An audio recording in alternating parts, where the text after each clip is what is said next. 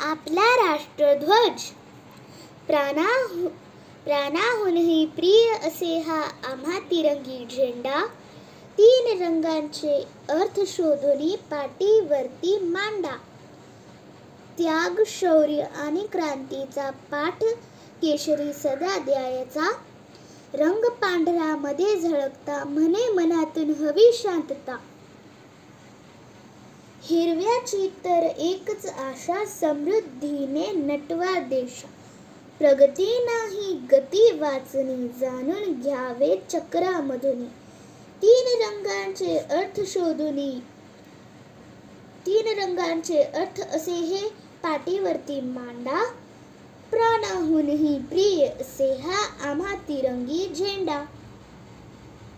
धन्यवाद.